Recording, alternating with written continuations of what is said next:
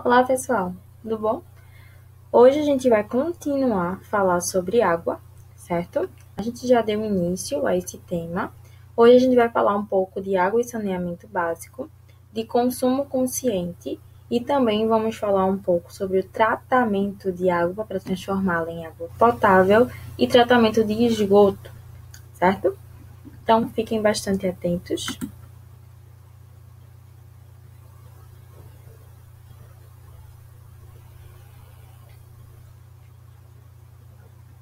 Bom, a gente já começou a falar, né, que a água ela é essencial para a vida, que ela faz parte da vida dos seres vivos, que existe em porcentagem de água em cada tipo de ser vivo. Isso varia muito, né, de acordo com os tipos de seres vivos. Exemplo, a água viva tem cerca de 90% do seu corpo é composto por água, enquanto os seres humanos é 75%. Bom, cada um, certo, vai ter uma concentração de água. Isso mostra o quanto a água ela é essencial para a vida. Daí a gente verificou a questão da disponibilidade de água, se ela era de forma igual para todos, se toda a água era própria para o consumo, a gente já viu isso em aulas anteriores. Nesse gráfico aqui, é um gráfico que representa muito, né, a questão da disponibilidade da água no planeta, certo? Então aqui é possível visualizar o seguinte. Deixa eu pegar o apontador aqui. A gente consegue visualizar que no mundo inteiro, certo? Nós temos essa quantidade de água aqui, né? Dependendo da região, obviamente, que não tem uma distribuição correta. Vale salientar que a água, embora a gente visualize, né, de cima o nosso planeta, a gente consiga ver que ele é bastante coberto por água. Nosso planeta ele tem mais terra do que água, certo? Mas, embora visualmente de cima pelo satélite a gente veja tanta água, nem toda essa água ela é própria para o consumo humano, certo? Então, de toda a água existente no nosso planeta Terra, nós temos 97,5% de água salgada. E todos sabem que a água salgada não é própria para o consumo. Se a gente bebe água salgada, água em excesso de sais minerais, a gente morre desidratado, certo? Faz o efeito reverso. De toda a água do nosso planeta, 2,5% é de água doce. Só que nem toda essa água doce ela é potável, certo? E onde está distribuída essa água doce? Desses 2,5%, a gente tem essa distribuição aqui de água doce. 69,8%, em torno de 70% dessa água estão congeladas nas calotas polares, que comentamos na aula passada. Temos 29% dessa água estão em locais subterrâneos, onde ainda não foi possível retirar essa água. Alguns locais onde tem água subterrânea já foram feitas instalações e foram retiradas essa água potável. Temos 3,5% que estão em rios e lagos, que é geralmente o fornecimento de água potável para nós, né? Vem desse destino aqui. E 0,9% são de outros, estão em outros fins, certo? Com isso, eu queria falar com vocês sobre a água virtual. Lembra que eu tinha comentado com vocês na aula? Então, para isso, eu vou colocar aqui um texto, certo? Para a gente ler rapidinho sobre o que seria a água virtual. Aqui é um exemplo, né, da produção de algodão, que é o que a gente vai ver no texto, certo? Aqui são as flores de algodão, de uma plantação de algodão.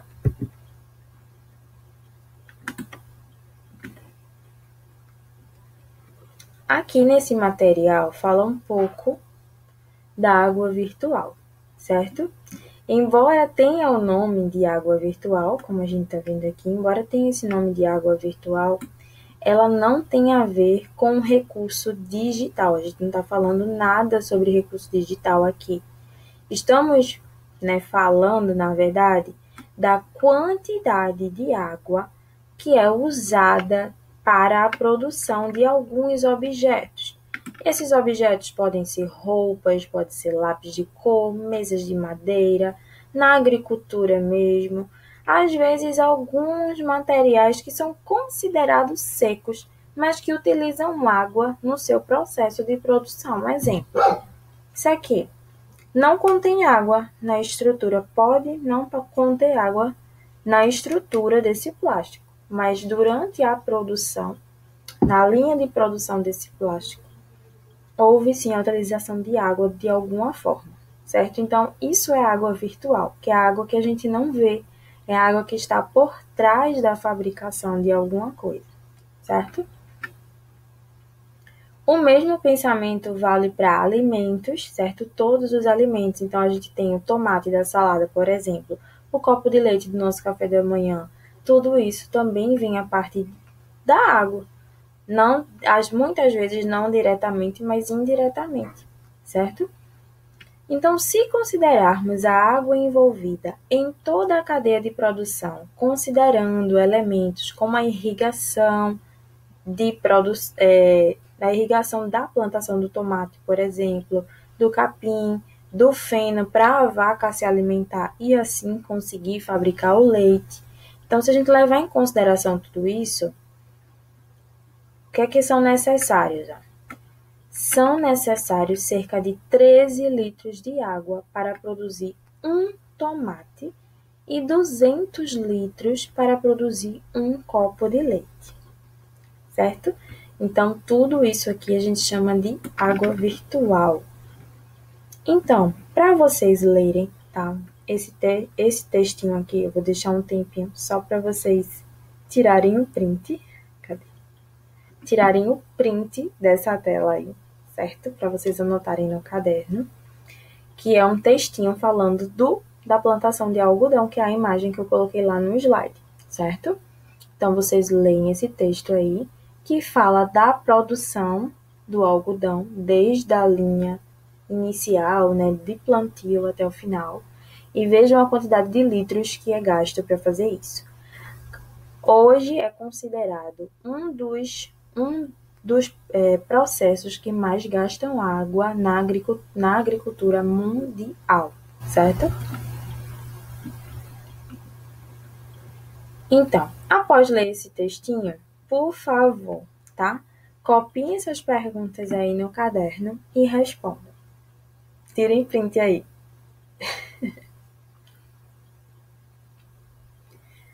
Pronto.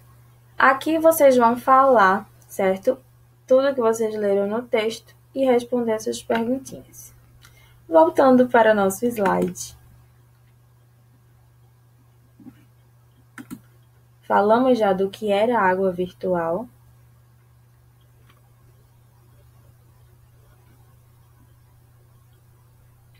Tem uma demorinha, né? Mas já funciona. Bom, falando da água virtual, já falamos de estados físicos da água, já falamos de mudanças de estado físico, já falamos de ciclo da água e agora a gente vai falar água para o consumo. Afinal, é o nosso tema de hoje, água e saneamento básico. Percebam essas imagens. É bem polêmicas, né? Aqui nós temos alguns garotinhos nadando em uma água muito limpa, né, gente? Só que não. E aqui nós temos um indivíduo bebendo água que visualmente ela não está muito bonita. Vamos pensar no seguinte: existe água própria para o consumo? Se sim, anotem aí no caderno de vocês quais as características que vocês precisam, que vocês estão vendo aí que não faz com que essas águas sejam próprias para o consumo. Pensem aí, certo? A água própria para o consumo geralmente é o que a gente chama de água potável. Então, água potável é água própria para o consumo. Dentro daquela porcentagem lá que a gente viu da água doce, nem toda a água doce que está disponível, aquele 0,3%, nem toda essa água está disponível de forma limpa e própria para o nosso consumo. Então, o que se deve fazer quando isso acontece? Porque a quantidade de água própria para o consumo é muito pequena. Então, o que é necessário fazer?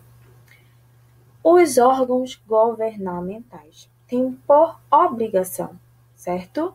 fornecer aos indivíduos da localidade, né, juntamente com prefeituras, governo federal, tudo isso, eles têm que analisar métodos e meios de fornecer o saneamento básico para a população. O saneamento básico ele tem 3 pilares, acho que eu já comentei isso com vocês, que é a questão da coleta do lixo, que é coleta seletiva, né, a questão do coletar o lixo, de ter água própria para o consumo, né, água tratada, né, todos os indivíduos terem água tratada, e também a questão de ter o tratamento de esgoto. São esses 3 pilares aí que precisa ter o saneamento básico, certo? Então, em primeiro lugar, para a gente verificar se a água é boa para o consumo, ela precisa ter algumas características. Que características são essas? Para a água ser potável, para a água ser própria para o consumo. Primeiro lugar, a água potável ela precisa ser própria para beber. Ela não precisa ter apenas uma aparência que seja amigável, como é o caso dessas duas, que não têm uma aparência amigável. Ela precisa ter características que façam com que seja possível bebê-la. Primeira característica é que ela precisa ser inodora. O que é ser inodora? Ser inodora é sem odor ou sem cheiro. Odor. Tem a palavra odor aqui, certo? As palavras, nesse caso aqui, as características de ser inodora é sem cheiro. Se a água tiver algum cheiro, algum odor, ela já não está própria para o consumo. Segunda característica que deve ser analisada é ser insípida, ou seja, sem sabor. Ela não pode ter nenhum sabor. Ela tem que ter o sabor de água. Incolor, sem cor.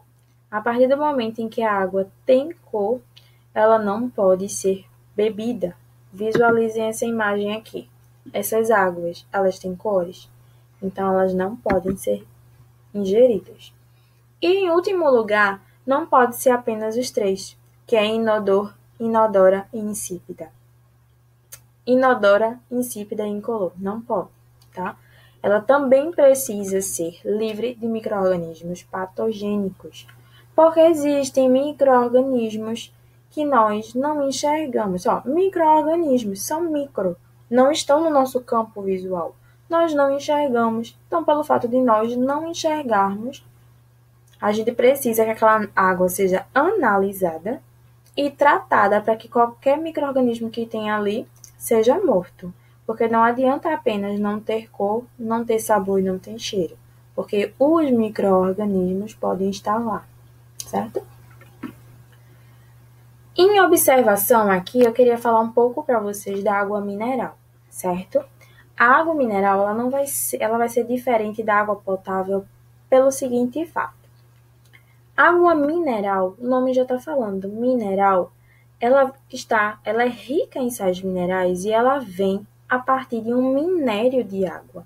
Elas brotam naturalmente do subsolo. Exemplo aqui, abaixo desse riacho aqui, né, nós temos um orifício por onde está saindo água, que geralmente acontece quando surge uma nascente de um rio, tá? Isso é água mineral.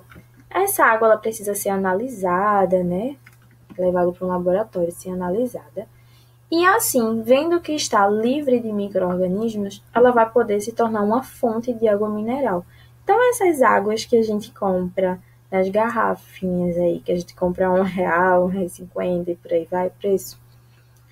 Essas garrafinhas são de água mineral. Elas são excelentes para a nossa nutrição, porque elas contêm uma quantidade muito legal de sais minerais que são essenciais para as substâncias do nosso corpo, né, serem transportadas, né, graças a esses sais minerais. Então, o ideal é sempre a gente beber água mineral. Aí vocês vão dizer, mas professora, eu bebo água da Compesa, por exemplo. Eu bebo água da Compesa. A gente pega a água da Compesa, coloca no filtro de barro e bebe.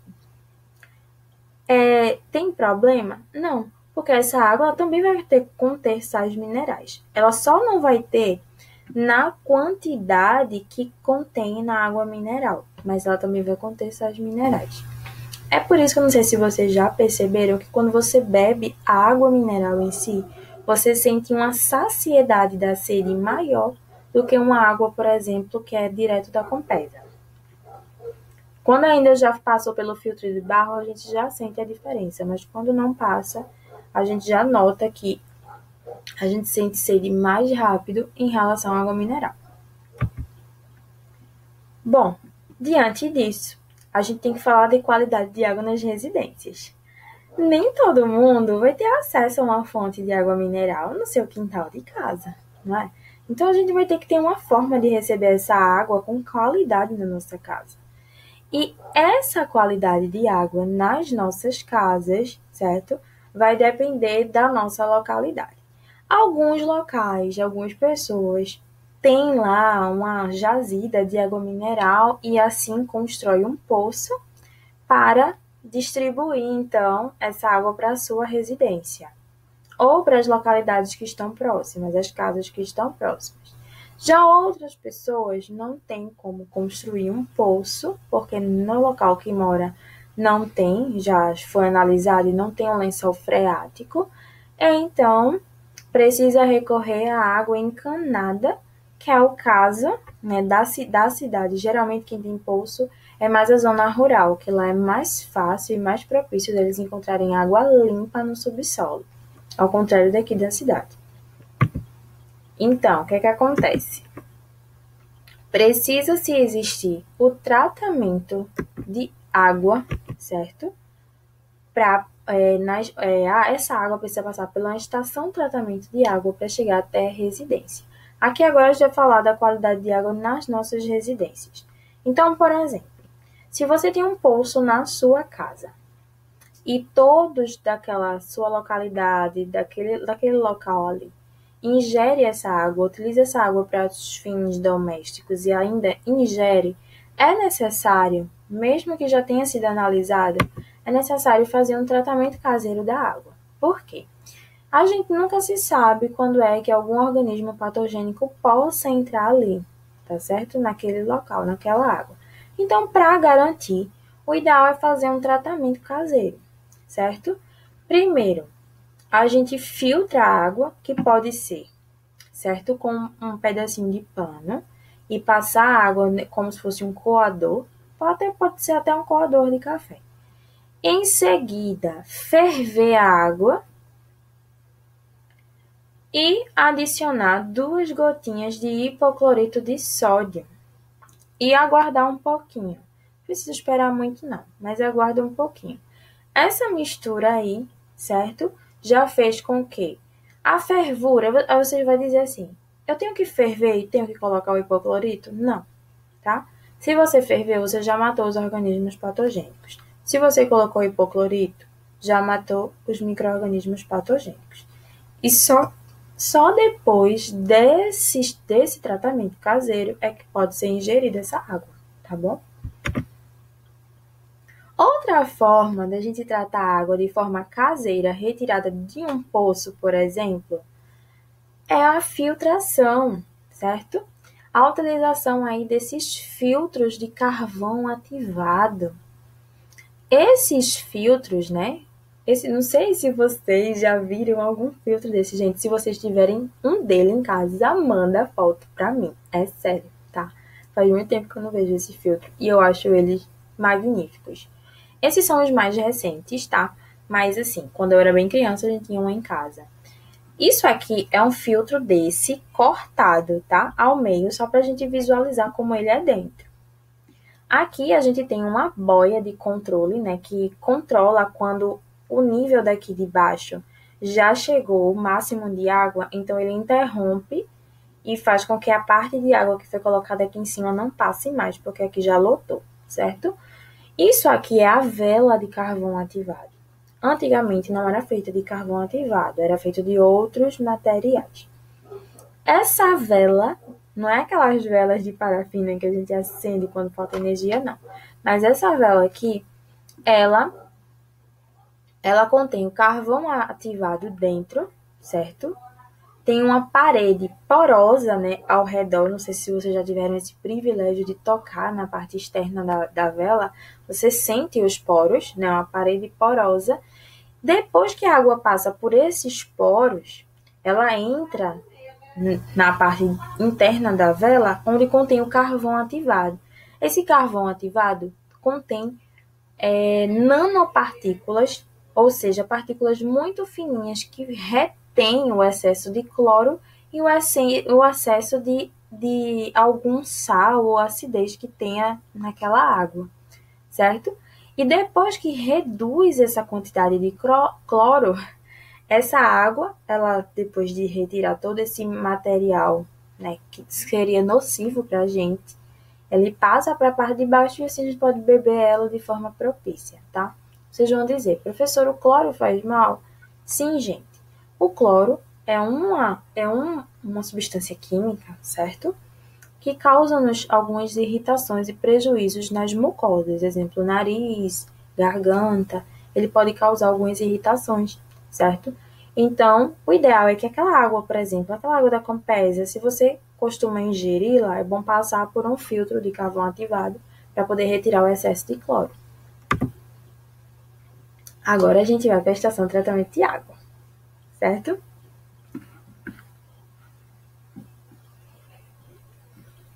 Bom, a estação de tratamento de água, ou ETA, tá? Vocês cliquem nesse link aqui, por favor, não deixem de assistir esse vídeo, tá? Cliquem aqui, eu vou deixar o slide lá, vocês clicam aqui para ver, certo? Essa estação de tratamento de água, ou ETA, certo? É onde geralmente são tratadas a água que geralmente não está totalmente própria para o consumo. Lembrando, tá? Nem toda a água disponível na natureza está própria para o consumo. Então, quando é economicamente rentável, ou seja, se valer a pena captar aquela água, tratar e distribuir para a população, aí esse serviço é feito, tá? Então, é por isso que a gente tem que tomar muito cuidado com a questão da poluição da água. Porque quanto mais a gente polui, mais vai ser difícil e mais vai ser caro para tratar essa água e assim a gente conseguir ter água potável, certo?